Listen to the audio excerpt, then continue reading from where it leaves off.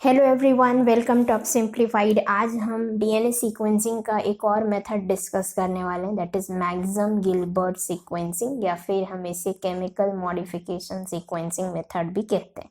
तो सबसे पहले ये पता होना चाहिए कि डीएनए सीक्वेंसिंग क्या होता है। मैंने लास्ट वीडियो में ये बता रखा है कि डीएनए सीक्वेंसिंग एक ऐसा मेथड होता है जहाँ पे हम ऑर्डर और या फिर अरेंजमेंट ऑफ द न्यूक्लियोटाइड्स को समझते हैं, उसे हम डीएनए सीक्वेंसिंग कहते हैं।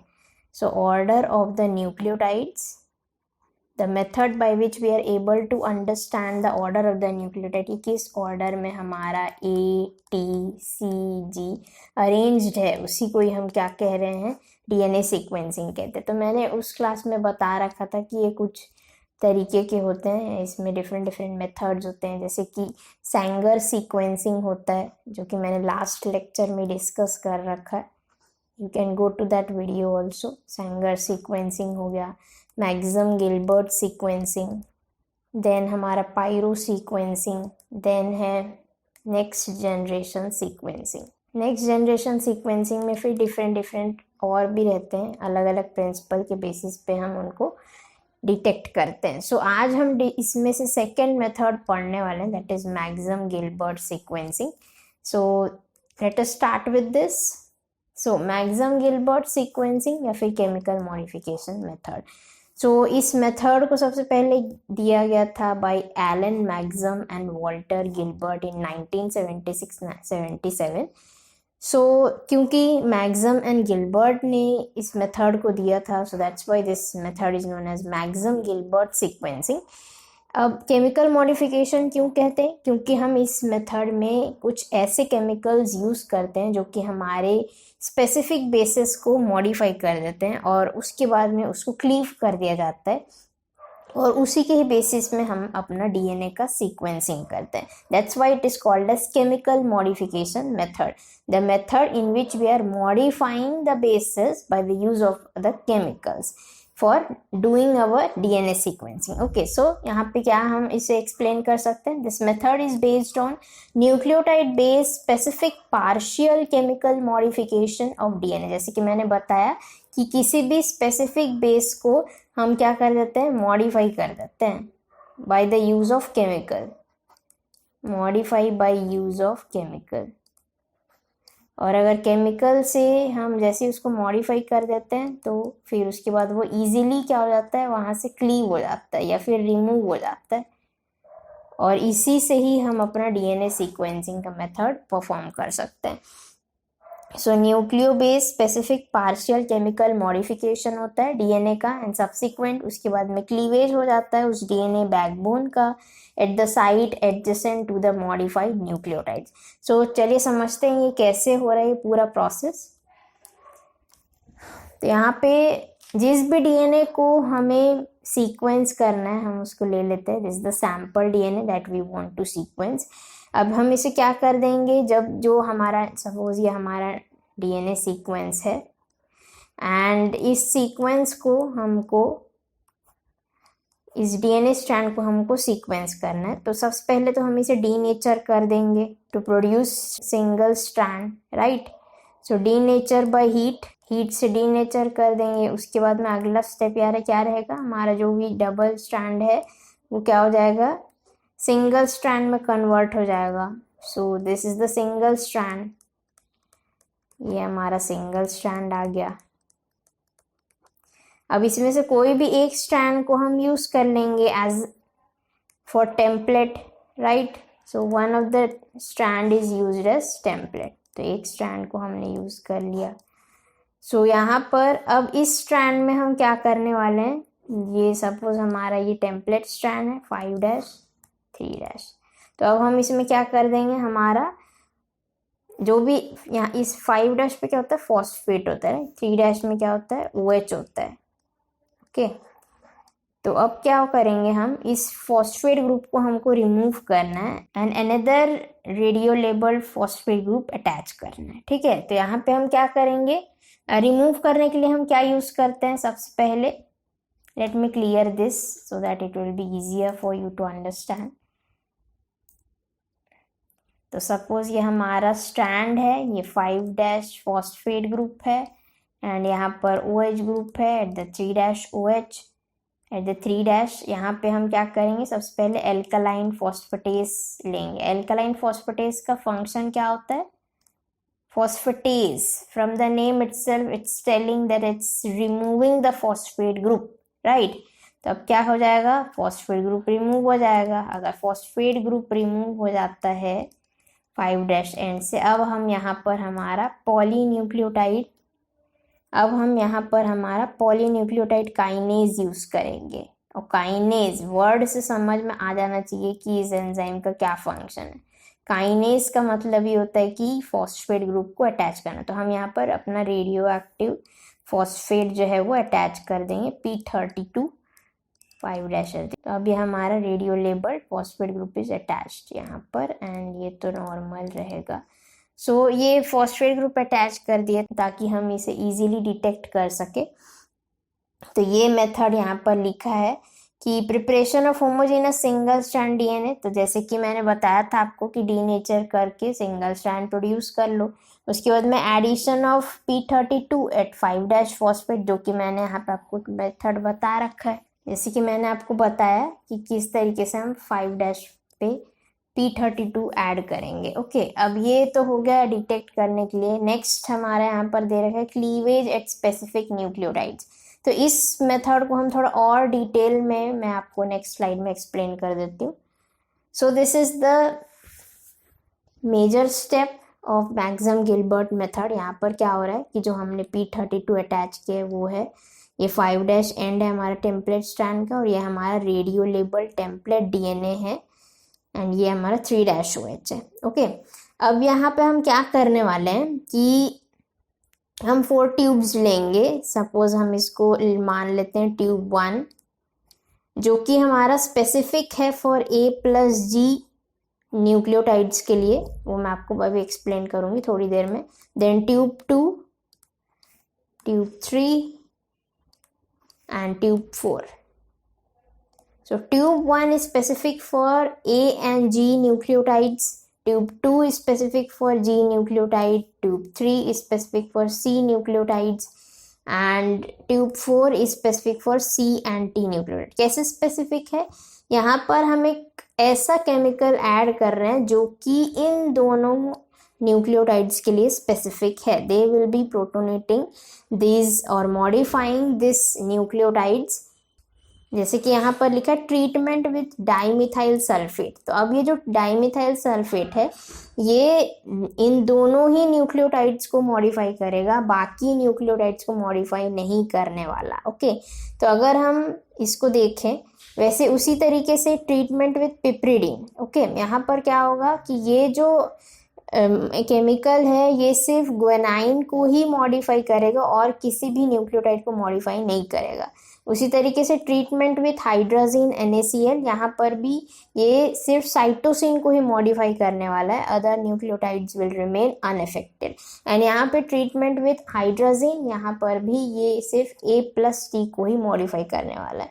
अब इससे क्या होगा कि स्पेसिफिक जब हम इसको मॉडिफिकेशन करवाते हैं, इसके बाद में हम केमिकल ट्रीटमेंट के बाद में अब हम इस पर एक पिप्रिडीन से ट्रीट करवाएंगे। केमिकल का फंक्शन ये कि मॉडिफाई करेगा बेसिस को, स्पेसिफिक बेसिस, अगर मैं यहाँ पर अच्छा से लिखूँ तो स्पेसिफिक बेसिस को मॉडिफाई करेगा। जैसे ही मॉडिफाई हो जाता है अब हम इसको पिप्रिडीन से ट्रीट करेंगे।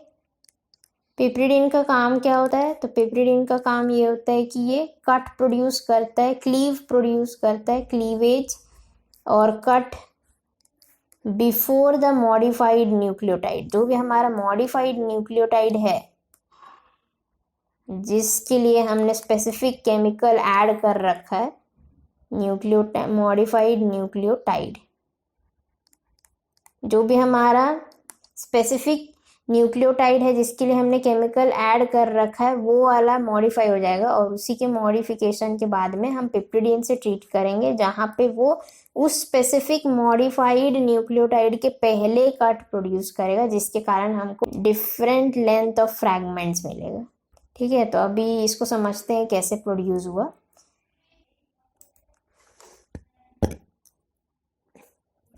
मॉडिफाइड बेसिस के पहले कट करेगा, मतलब ये मॉडिफाइड है तो इसका मतलब इसके पहले कहाँ पर कट होगा, यहाँ पर कट होगा। Okay, this is the place that will be cleaved. तो यहाँ पर हम फर्स्ट कट लिख देते हैं 1, है ना। तो फर्स्ट कट जैसे ही प्रोड्यूस होगा तो ये वाला स्ट्रैंड हमें मिल जाएगा, you can check it. So first cut होगा तो हमें ये स्ट्रैंड मिलेगा। देन सेकेंड कट कहाँ पर होगा, क्योंकि मैंने बोला था मॉडिफाइड बेस के पहले, तो ये हमारा सेकेंड हो जाएगा, क्योंकि एडिनाइन भी तो मॉडिफाई हो रहा है ना। तो यहाँ पर एक कट हो जाएगा तो ये second, this is the second cut. Then यहाँ पर हमारा थर्ड आ जाएगा, क्योंकि जी मॉडिफाई हो चुका है तो ये हमारा थर्ड हो जाएगा। सो थर्ड कट में ये स्ट्रैंड हमको मिलेगा, राइट। उसके बाद में ये यहाँ पर फोर्थ कट होगा, यहाँ पर फिफ्थ, यहाँ पर सिक्स्थ, यहाँ पर 7, यहाँ पर 8। Oh sorry, T is not there, मैंने गलती से इसको भी मार्क कर दिया है।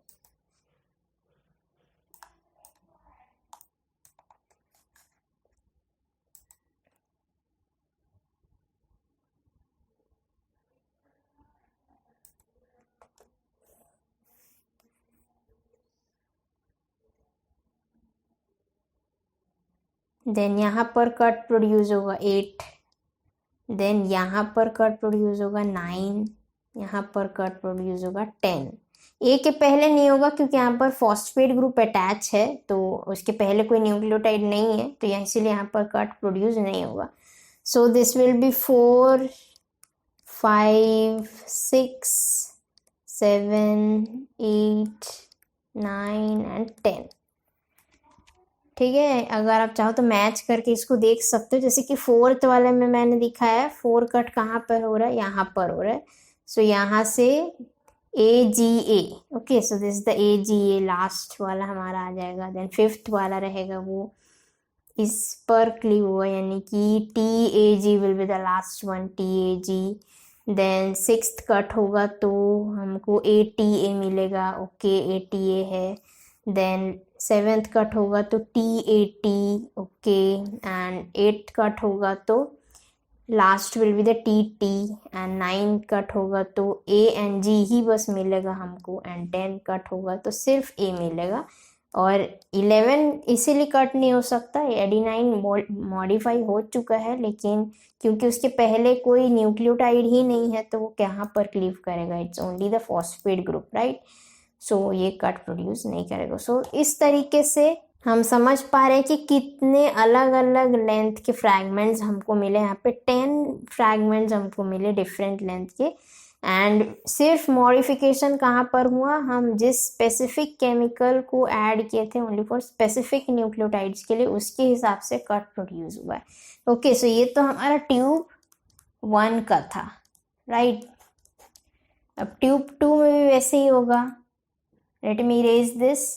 अब ट्यूब 2 में क्या दे रखा है, तो अब हमने ट्यूब 2 में सिर्फ ग्वेनाइन को मॉडिफाई किया है, ठीक है, ग्वेनाइन विल बी मॉडिफाइड। तो सिंपल है, फिर से आप अपना ये एक टेम्पलेट स्ट्रैंड लिख लो।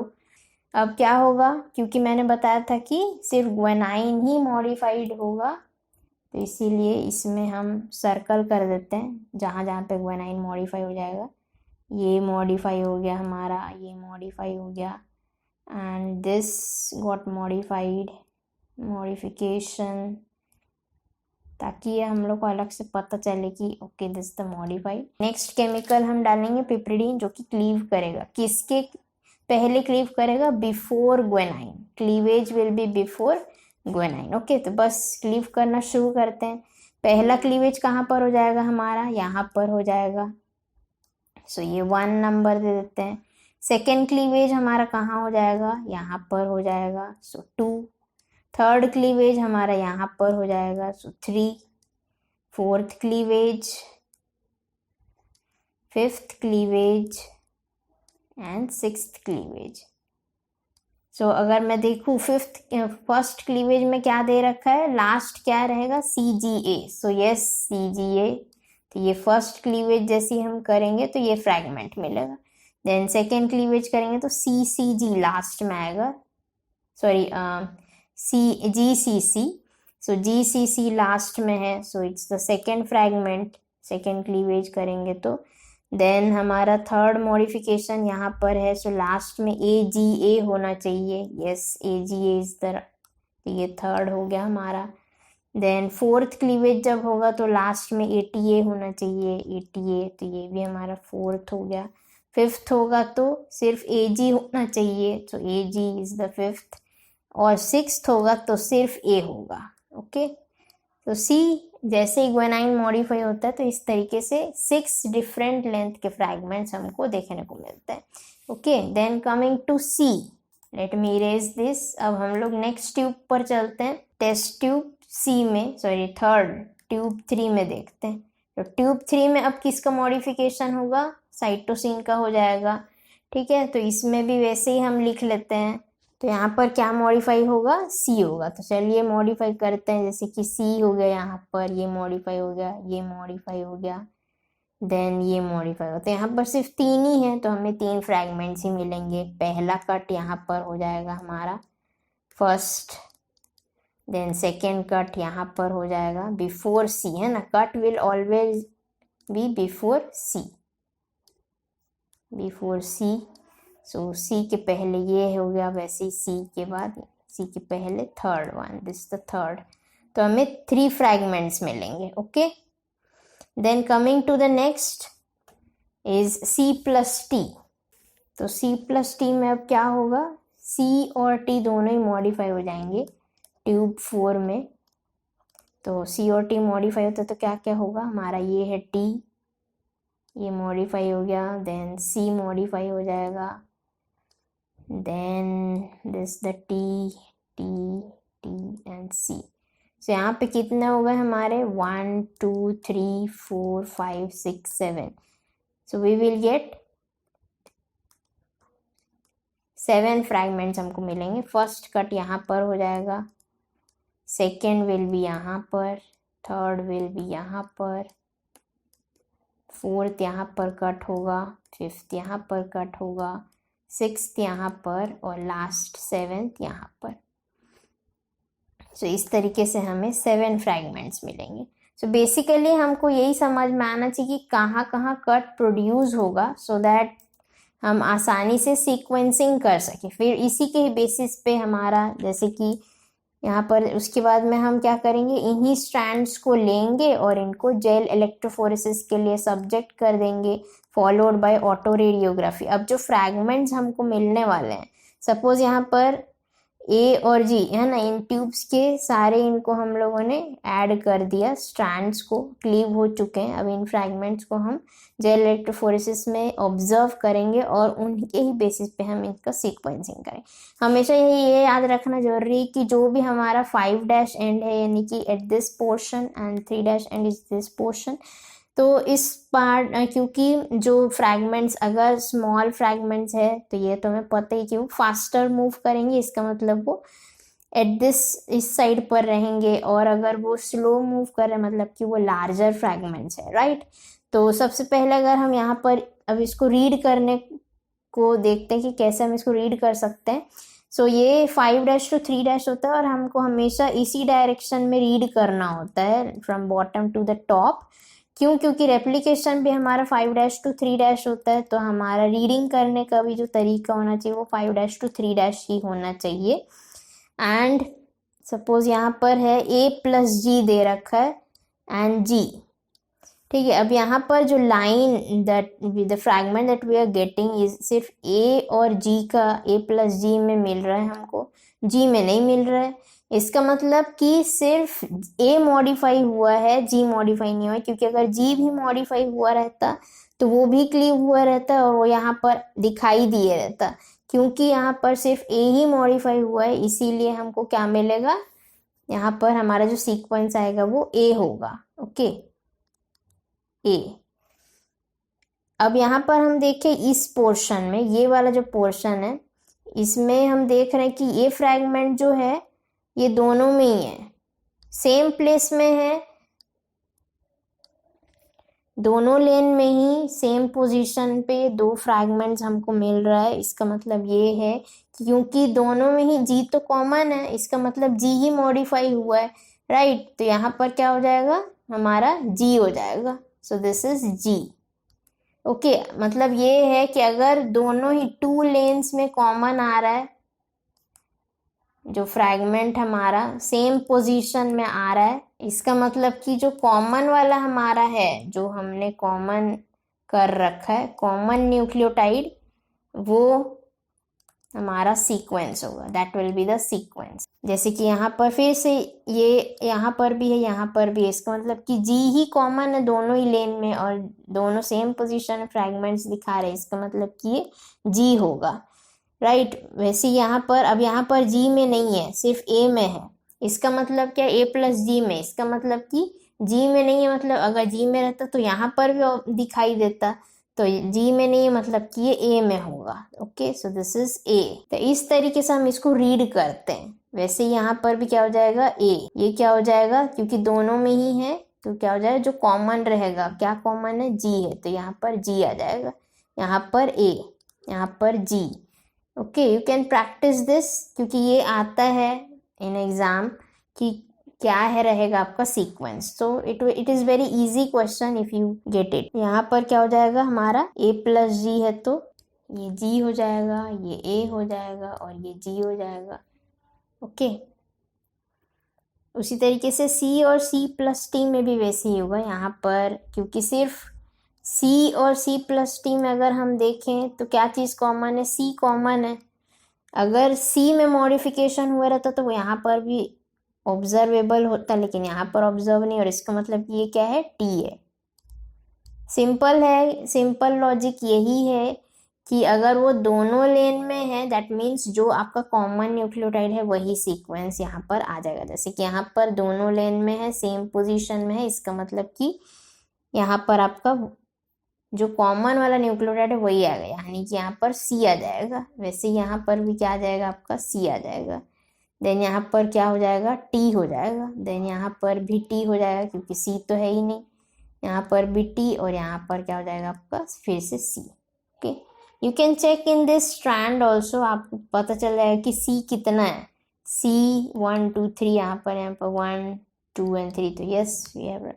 अब जो आपको सीक्वेंस मिला है ना, that is in the 5' to 3' direction. Okay, so इस तरीके से हम इसको क्या करते हैं, सीक्वेंस को पढ़ते हैं। वही चीज़ यहाँ पर भी दे रखा है जो कि मैं उस टाइम आपको समझाई। इलेक्ट्रोफोरेसिस करेंगे, देन रेडियोग्राफी, ये वाले मेथड को मैं आपको बहुत ही डिटेल से समझाएंगे।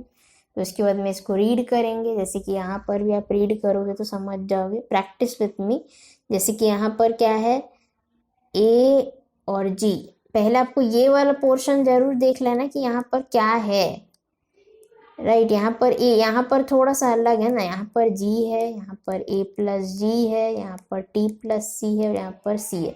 यही है ना कि आपको पता होना चाहिए कि कौन से लेन में कौन सा सीक्वेंस है। तो यहाँ पर जी है, यहाँ पर ए प्लस जी, यानी कि ये क्या हो जाएगा, ये हो गया आपका जी और ये भी हो गया ए प्लस जी। कॉमन क्या हो गया आपका, जी, सो इट विल बी जी। ये क्या हो जाएगा आपका ए, देन यहाँ पर भी A and this will be G, क्योंकि ये दोनों ही लेन में आपका सेम पोजीशन में दिखा रहा है। देन यहाँ पर भी टी प्लस सी में अगर हम देखें तो यहाँ पर, यहाँ दोनों में ही है, यानी कि सी इज द कॉमन न्यूक्लियोटाइड, सी हो जाएगा। यहाँ पर क्या हो जाएगा, टी हो जाएगा, ये भी टी हो जाएगा, ये सी हो जाएगा क्योंकि ये कॉमन है, T and T. So this is how you have to read the sequence. तो इस तरीके से आपको मैक्सम गिलबर्ट में सीक्वेंसिंग परफॉर्म करते हैं। अब कुछ मेथड्स की कुछ एडवांटेजेस भी होते हैं, कुछ डिसएडवांटेजेस भी होते हैं। लाइक डायरेक्टली आप प्यूरिफाइड डीएनए को रीड कर लेते हो and used to analyze DNA protein interaction, used to analyze epigenetic modification, nucleic acid structure.